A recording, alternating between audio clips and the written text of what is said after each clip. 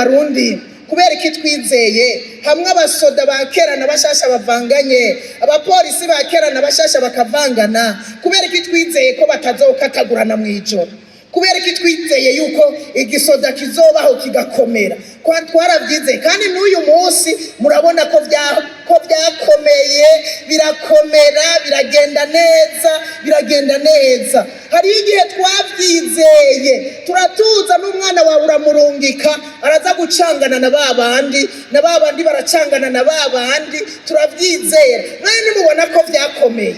N'uyu munsi bunyanagira ndababwire uburongozi buraremera cyane iyo uri kurarongora abantu bidodomba, iyo uri kurarongora abantu barira, biraremera. Mose yararemerewe abibona nk'umutwaro ukomeye, kandi aho rero Mose nubwo yaremerewe niwe Imana niyo yari yamuhamagaye. Mose aremezwa neza ko Imana ari imuhamagaye. Imana idutabare aho kwibuka ibyo kumbure wariye kera, aho kwibuka kubera icuruzo no munsi ugatangura kwibuka ngo kera twari tubifise ngo kandi bigwiriye ngo kera byagenda ukoya. Nimuze twibuke Imana yatugiriye neza ikadutabara mu myaka irenganye. Nimuze twibuke Imana yagwaniye Uburundi n'Abarundi. Tureke kwidodomba, uko kwidodomba nta na kimwe bitwungura. Kwidodomba ntibiduha ibyo tubuze, kwidodomba ntibishobora kuguha amafaranga ubuze, kurira naho worira ugahera mu gatondo ugatinda ugasarara ntibishobora guca biguha ibyo uri kurasaba. Haba namba burya ibyo dukeneye byose biri muri Yesu. Umugani w'umuririmbyi araho, ibyo dukeneye byose biri mu Mana Data wa twese. Nicyo gituma umunyabwenge iyo afise icyo abuze ahindukirira Imana ati niwe ufise byose, kanatsinda niwe wabiremye, niwe ushobora guhindura gukora ibirengeye ibyo ushobora kwibaza, niwe ushobora no kurema ibidahari ukabizana ku bwanje, ukabizana ku bwacu. Umunyabwenge ahindukirira Imana iyo afise icyo abuze. Batangura mu nyuma zaho batangura gusuzugura rero na manu bari ko bararya. Manu Imana yabahaye mu bugaragwa batagira ivyo kurya, ibamanurira indya zivuye mu ijuru. Kandi dusomye muri Bibiliya urumva ko manu yari iryoshe, ngo yari isosa, ngo imeze nk'amavuta ya elayo, ngo iryoshe. Kandi abahinga bavuga ko iyi manu yarimwe amavitamine yose Imana yugariyemwo, amavitamine yose n'ama element nutritif yose bashobora gukenera, ngo Imana yarabirunze muri iyi manu. Batangura kwidoga ngo kwanza iratuduhiye, kwanza birabishe. Nagira ndababwire yuko iyo abantu basubiye inyuma bagaheba Imana n'ivyo bari bafise batangura kubigaya ngo nta kintu dufise, ngo mu Burundi turagaragara nta kintu na kimwe dufise. Oya, hariho ivyo dufise. Nubwo byogenda gute hariho ibyo dufise, kandi nicyo gituma tukiriho tugihumeka imwemu z'abazima, kubera hariho ibyo dufise. Kandi iyo umuntu yataye Imana agatakaza ukwizera nta kintu gisubira kumubumba. Ibintu byose abibona ko ari ubusa, ibintu byose abibona ko atakimazi bifise. Ese icoma tukaguma ku Mana, tukagumbira iyo Mana yatugiriye neza ibihetangabo kenshi, hanyuma ibyo dufise bikaturumba, ibyo dufise bikaduhaza, ibyo dufise tukagenda tubishima. Ushimye niwe yongerwa. Nitwanezererwa ibyo dufise muri kino gihugu, tugashima ibyo dufise, twejeje ibigori tugashima, ibiharage vyera tugashima, imyumbati yera tugashima, n'ibiraya n'ibindi tugashima, n'ibindi Imana izogendera bitwongera. Uko bukeye uko bwije tuzoyibona nta kabuza, uko abashima barongerwa. Imyidodombo rero y'Abisirayeli iragahera, yakwegeye umurongozi wabo Mose, nawe nyene biragaruka bimutera azasanga yandukiwe no kwidodomba. Imyidodombo irandukira, ibica biramukwega kubera ishavu Imana yarashavuye, hanyuma na Mose arababara, hanyuma atangura kwidodomba ngo ni kubera ikiga Mana ungirira nabi gutya, nigiki gitumye nagirirwa akagongwa imbere yawe ukandemeka umutwaro w'aba bantu bose. Burya nagira ndababwire, uburongozi buraremera cyane cyane iyo uri kurarongora abantu bidodomba, iyo uri kurarongora abantu barira, biraremera. Mose yararemerewe, abibona nk'umutwaro ukomeye, kandi aho rero Mose nubwo yaremerewe, niwe Imana niyo yari yamuhamagaye. Mose aremezwa neza ko Imana ari imuhamagaye. Muri cya gisaka cya kumuriro usomye hariya mu Kuvayo niho havuga mu gice cya 3, mu gisaka cya kumuriro hamwe yegera, n'Imana yamubwiye ngo numvise ugutaka, numva amaborogo y'abantu banje, haguruka ugende ubakure mu gihugu cya Egiputa ubajane mu gihugu cy'isezerano nzokwereka. Yarazi neza ko ari Imana yamuhamagaye, ariko atangura kwidoga kubera kundemeka umutwaro ungana uku, kubera amaborogo yabona mu bantu, imyidodombo bimutera na wenyene gusanga yaremerewe cyane, byamubereye umutwaro ukomeye. Aravuga ngo mbega ni jewe nasamye inda y'aba bantu. Aho murumva ko yarageze kure, yari afise umubabaro udasanzwe. Mbega ni jewe nasamye inda y'aba bantu, ni jewe nababyaye, kumbarira ngo nindabakikire mu gikiriza nk'uko umurezi akikira umwana yonka, ngo ndabajane mu gihugu warahiye ba sekuruza kuzokibaha. Yari afise umubabaro udasanzwe. Urumva ko kwari ukwidodomba imbere y'Imana, yavyandukijwe n'abarongoye,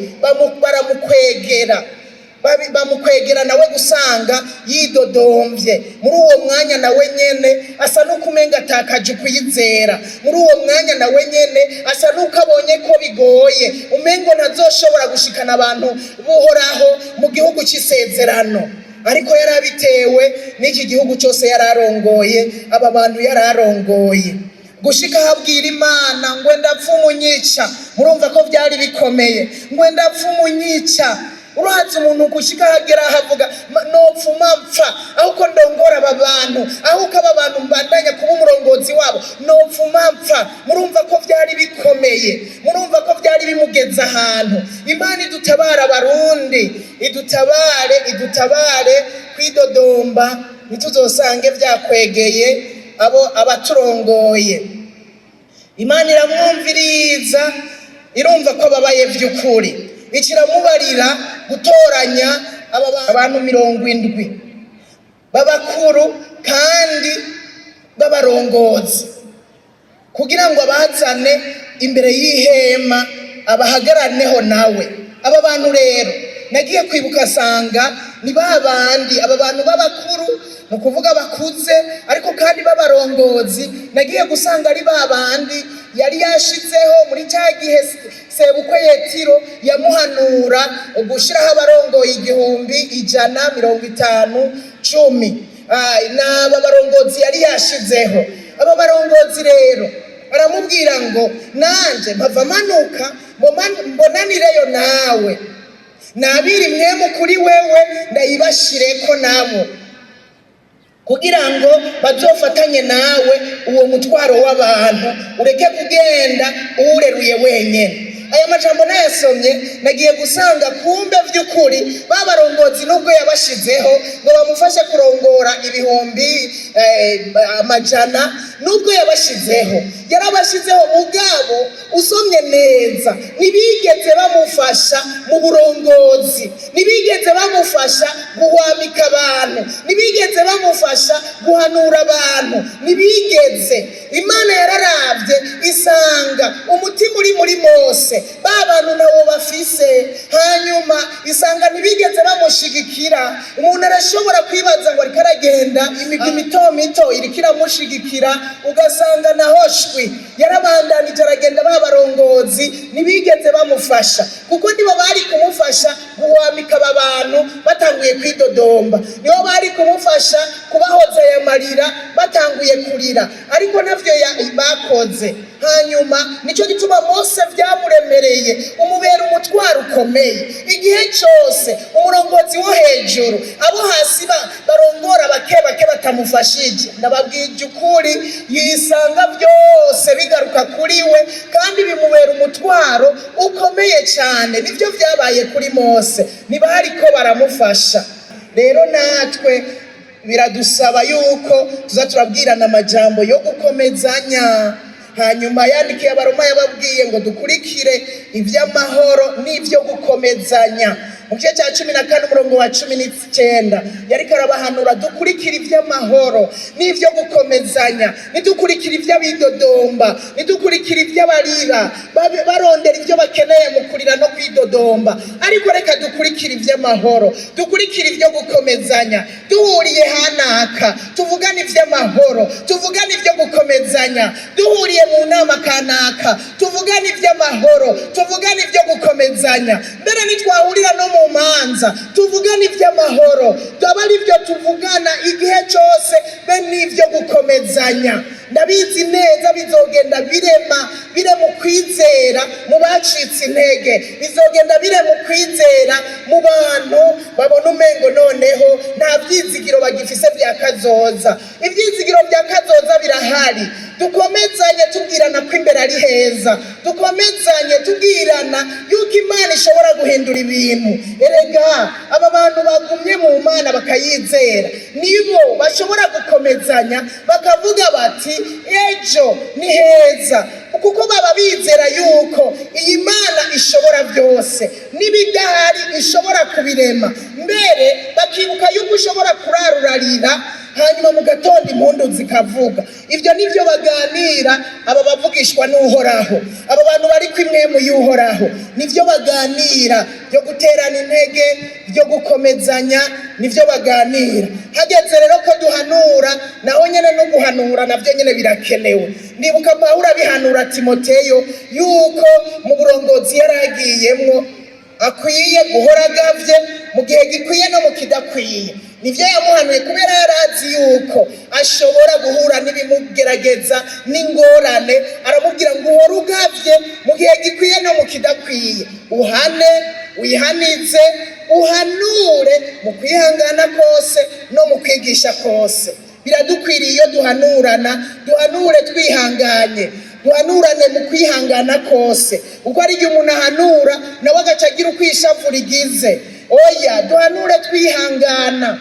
Hanyuma si ibyo gusa, no mu guhanura hajemwo no kwigisha, kuko abantu baba bazimiye, baba batakaye, bataye umurongo. Mu kubahanura rero harajemwo no kwigisha. Bisigura ngo indongozi bakwiye kugwiza inyigisho. Iyo bumvise abantu bari mu myidodombo, iyo bumvise abantu bari mu marira, bakagwiza inyigisho, hakaba guhanura ariko harimo n'inyigisho, kuko niho abantu bashobora gutahura hanyuma bagatuza, bakagira ivyizigiro, bakizera ko Imana hari ikigiye gukora. Nuko rero nitukidodombe, ariko ibyo dukeneye byose tubimenyesha Imana mu gusenga.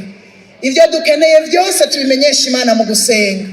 Nukuri nitwasenga hariho ivyizigiro ko Imana izogenda itugirira neza, wowe ku ruhande rwawe, ku rwego rw'igihugu, kuko ntibigorana ku rwego rw'igihugu gusa. Hari igihe bikugora ku gatwe kawe, niwagira ibikugoye bibwira Imana. Nitwabona ibigoranye mu gihugu tubibwira Imana, irahari, irumva, irakora. Barundi twibuke ko Imana y'u Burundi ihari. Hari Imana y'u Burundi itabara, hari Imana y'Uburundi twabonye ukora. Tureke kuyizera. Hari ibihe twayizeye ariko uyu munsi ukamenga abantu ukwizera Imana byaheze. Uyu munsi mu gatondo niho nibutse ukuntu twagize ukwizera ku kintu twahora dutinya cyane, dutinya gose, tubona ko ari ikibazo cy'agacamutwe, tubona ko ari ingorane, ikintu mbere umengo ntikizoshoboka. Uyu munsi kingarukamo. Ndavuga n'Abarundi, kubera iki twizeye hamwe abasoda ba kera na bashasha bavanganye, abapolisi ba kera na bashasha bakavangana, kubera iki twizeye ko batazokatagurana mu ijoro, kubera iki twizeye yuko igisoda kizobaho kigakomera. Twarabyizeye kandi n'uyu munsi murabona ko byakomeye, birakomera, biragenda neza. Hari igihe turavyizeye turatuza n'umwana wawe uramurungika araza gucangana na babandi baracangana na babandi turavyizera naye nimubona ko vyakomeye n'uyu munsi turakwiye kwizera Imana y'u Burundi ntiyahindutse twebwe nitwe duhinduka ariko Imana yo ntihinduka nta n'igitutu igira cyo guhindagurika ni ya yindi yadukoreye biriya wa mwaka yagiye dutabara iyakuzigamye mu ntambara iyakuzigamye muri vya vyago iyadutabaye muri za ntureka za 2015 ntiyahindutse n'ubu ni Imana ishobora byose n'ubu ni Imana itabara n'ubu ni Imana ikiza ni Imana ishobora kuduha ibyo dukenye birashoboka wowe usabwa kwizera gusa no kwitondera ibyagezwe nayo nuko Imana yo mu ijuru iduhezagire. Malengo Business niyo mizero y'abarundi bose bakeneye kugura ibikoresho byose bikoresha umuyaga nkuba. Wifuza ama ordinateur, ama écran plat, ama television agezweho n'ibindi nk'amakinga, projecteur, ama bafle, ama tapi, eka n'ibindi mukenera byose mu buzima bwanyu busanzwe bwa misi yose. Cyangwa mukeneye umufundi n'ibinuje iyo wakorera ivyononekaye muhira iwanyu. Byose twakure kuri 68 60 20 96 tuba tubikire. Malengo Business niwo muco wizewe ku barundi bose.